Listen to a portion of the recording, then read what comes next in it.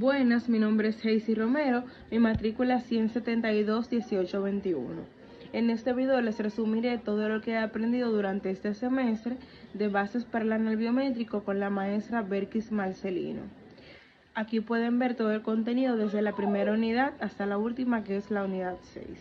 Comenzamos con la unidad 1, que se trató de la introducción al análisis estadístico aplicado a las ciencias de la salud. Como habíamos dicho, la estadística aplicada a las ciencias de la salud debe ser una herramienta y no el objeto de estudio. El objetivo es que el profesional en formación obtenga las competencias básicas en estadísticas y pueda aplicarla a su trabajo científico. También vimos algunos conceptos y definiciones como la biometría, que deriva del griego bios, que significa vida, y metrón, medida. Es el estudio de métodos automáticos para el reconocimiento único de humanos basados en uno o más rasgos conductuales o rasgos físicos intrínsecos. Está por ejemplo, un ejemplo de la biometría sería el uso de medidas del cuerpo humano como la huella dactilar o el reconocimiento facial para la identificación personal. También hablamos de la biomedicina, que es la rama de la medicina que aplica principios biológicos y fisiológicos para el tratamiento y comprensión de enfermedades. Por ejemplo, el desarrollo de terapias génicas para tratar enfermedades hereditarias. También está la bioestadística, que es la aplicación de la estadística en la biología y la salud, incluyendo el diseño de estudios e interpretación de datos. Un ejemplo de esto podría ser el análisis de datos clínicos para determinar la eficacia de un nuevo medicamento. También vimos los biomarcadores o marcadores biológicos, que son características medibles en un organismo que indican un proceso biológico normal, patológico o una respuesta a un tratamiento, que se clasifican en diagnósticos, que un ejemplo de estos podría ser los niveles elevados de glucosa en la sangre, los pronósticos, que son los niveles de PSA para predecir la progresión del cáncer de próstata, y los de respuesta al tratamiento, que indican la respuesta de un paciente a una terapia, por ejemplo, la reducción del tamaño tumoral tras quimioterapia. También hablamos sobre lo que es el método científico, que es un proceso sistemático de investigación que implica la observación, hipótesis, experimentación, análisis y formulación de conclusiones. Por ejemplo, en un estudio sobre un nuevo fármaco, se formularía una hipótesis sobre su efectividad. También vimos sobre el método estadístico, que es una serie de procedimientos matemáticos utilizados para recolectar, analizar e interpretar y presentar datos. Un ejemplo podría ser que en un ensayo clínico se podría utilizar una prueba T para comparar los efectos de un tratamiento en dos grupos de pacientes, determinando si las diferencias observadas son estadísticamente significativas. Ahora vamos con la unidad 2, que se trató sobre las técnicas de recolección de datos. Estos son los métodos utilizados para obtener información cuantitativa y cualitativa sobre temas de investigación. Entre las técnicas cuantitativas tenemos las encuestas, que se utilizan para recopilar datos estandarizados de un grupo grande de personas. Los experimentos, para probar una relación causal entre dos o más variables. Y la observación, que se utiliza para observar el comportamiento de las personas o los objetos en su entorno natural. En las cualitativas tenemos las entrevistas, que se utilizan para recopilar información detallada de un pequeño número de personas. Los grupos focales, que se utilizan para recopilar las opiniones y las experiencias de un grupo de personas en específico, y los estudios de caso, que se utilizan para estudiar en profundidad un caso individual o un pequeño número de casos. Ahora vamos con la unidad 3, que se trató de las operaciones básicas del método estadístico. En esta unidad se exploraron varias operaciones matemáticas utilizadas en este método. Algunas de ellas fueron el conteo de datos, que es el proceso de contar el número de veces que un valor o categoría aparece en un conjunto de datos. Por ejemplo, en una encuesta sobre la prevalencia de hipertensión en una población de 100 personas, se encuentra que 25 tienen hipertensión. El conteo de datos para hipertensión es de 25. Está la razón, que es una comparación entre dos cantidades diferentes expresadas como A sobre B. Por ejemplo, si en una clínica hay 20 médicos y 100 enfermeras, la razón de médicos a enfermeras es de 20 sobre 100 o 1.5. También está la proporción, que es una relación que indica la parte de un total que posee una característica específica expresada como decimal, fracción o porcentaje. Por ejemplo, en una muestra de 200 pacientes, 50 son fumadores. La proporción de fumadores es de 50 sobre 200, que sería igual al 0.25 o 25%. También están los indicadores, que son métricas que proporcionan información cuantitativa sobre un aspecto específico de la salud o el rendimiento de un sistema. Por ejemplo, la tasa de mortalidad infantil, que puede ser expresada como el número de muertes de niños menores de año por cada 1000 nacidos vivos en un año.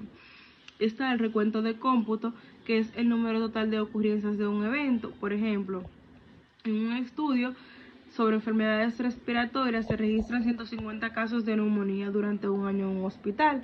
El recuento de cómputo de casos de neumonía es de 150. Y las tasas, que son medidas que relacionan la frecuencia de un evento con el tamaño de la población en riesgo durante un periodo en específico, generalmente expresada por cada 1000, 10.000 a 100.000 individuos. Ahora pasamos a la unidad 4 sobre el recuento y representación de datos. Bueno, aquí hablamos sobre la importancia de la calidad de los datos en la investigación de bioestadística y cómo garantizarla. La calidad de los datos es crucial en la investigación porque asegura la precisión, validez y reproducibilidad de los resultados, reduciendo sesgos y garantizando conclusiones fiables y aplicables.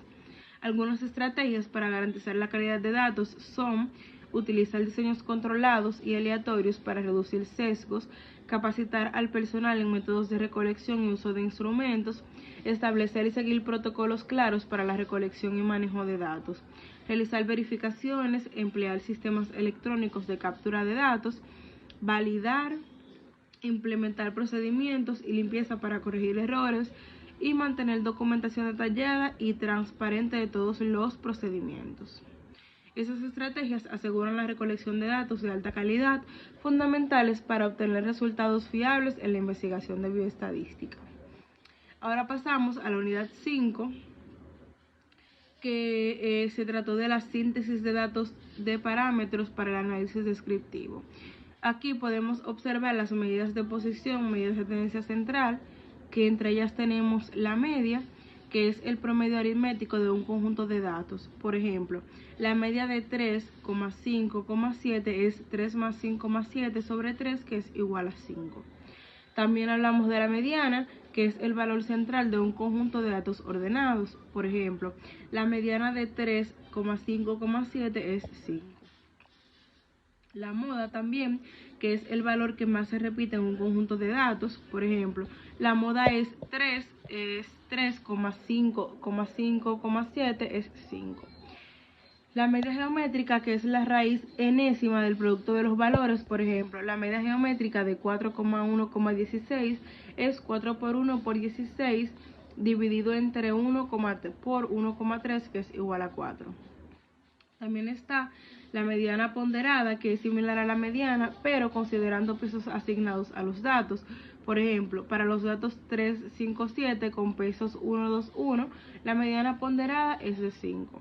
La moda bimodal, que es el conjunto de datos con dos modas. Por ejemplo, la moda bimodal es 2, 3, 3, 4, 4, 5. Son 3 y 4. La media truncada, que es la media después de eliminar una fracción de los valores extremos. Por ejemplo, en 1, 2, 3, 4, 100, eliminando el 20%, 1 y 100, la media truncada es 2 más 3 más 4, sobre 3, que es igual a 3. La media armónica, que es el recíproco de la media aritmética de los recíprocos. Por ejemplo, la media armónica es 1, 2, 4, es 3 sobre 1 sobre 1 más 1 sobre 2 más 1 sobre 4, que es igual a 12 sobre 7. Eso da un total de 1.71. Y los percentiles, terminando con esas medidas de posición, que los percentiles dividen los datos en 100 partes iguales. Por ejemplo, el percentil 50 mediana de 1, 2, 3, 4, 5 es 3. También hablamos sobre las medidas de dispersión, que entre ellas está el rango, que es la diferencia entre el valor máximo y el mínimo, la varianza, promedio de las desviaciones al cuadrado respecto a la media, la desviación estándar, la raíz cuadrada de la varianza, coeficiente de variación, relación entre la desviación estándar y la media, rango intercuartílico, diferencia entre el tercer y el primer cuartil.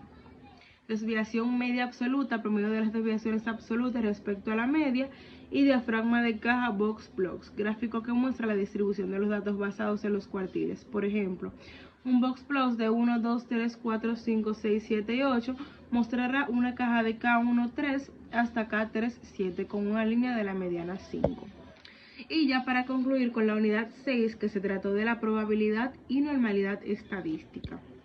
Bueno, la probabilidad se define como la medida de la posibilidad de que ocurra un evento específico. Se expresa como un valor entre 0 y 1, donde 0 indica que el evento es imposible y 1 indica que es seguro. El cálculo de probabilidades se basa en la teoría de la probabilidad, que proporciona herramientas matemáticas para determinar la probabilidad de eventos aleatorios. También hablamos de la normalidad estadística, que en resumen, también conocida como distribución normal o distribución gaussiana, se refiere a una distribución de probabilidad específica a la que los datos se distribuyen en forma de campana, simétrica alrededor de un promedio media. Esta distribución es una de las más comunes en la naturaleza y se aplica en una amplia variedad de campos como la física, ingeniería, ciencias sociales y la economía. También existe una relación entre probabilidad y normalidad estadística. Bueno, la distribución normal juega un papel crucial en la probabilidad, ya que muchos eventos aleatorios se aproximan a esa distribución. Eso significa que si tenemos un conjunto de datos que sigue una distribución normal, podemos utilizar la teoría de la probabilidad para calcular la probabilidad de que ocurran ciertos valores o eventos dentro de este conjunto. Algunos ejemplos de probabilidad y normalidad estadística en la vida cotidiana serían el lanzamiento de una moneda, que, el evento sería sacar cara al lanzar una moneda. La probabilidad es de 0.5, asumiendo una moneda justa. La normalidad pues no aplica, ya que solo hay dos posibles resultados, cara o cruz, y la probabilidad de cada uno es la misma. Otro ejemplo podría ser la estatura de estudiantes. El evento sería encontrar un estudiante que mida 1.70 metros. La probabilidad se puede calcular utilizando la distribución normal de las alturas de los estudiantes, si se conoce la media y la desviación estándar. Y la normalidad pues sería la altura de estudiantes, que suele seguir una distribución normal aproximada. Y ya para concluir con el último ejemplo, sería la calificación en un examen. El evento sería sacar una calificación superior a 90. La probabilidad se puede calcular utilizando la distribución normal de las calificaciones, si se conoce la media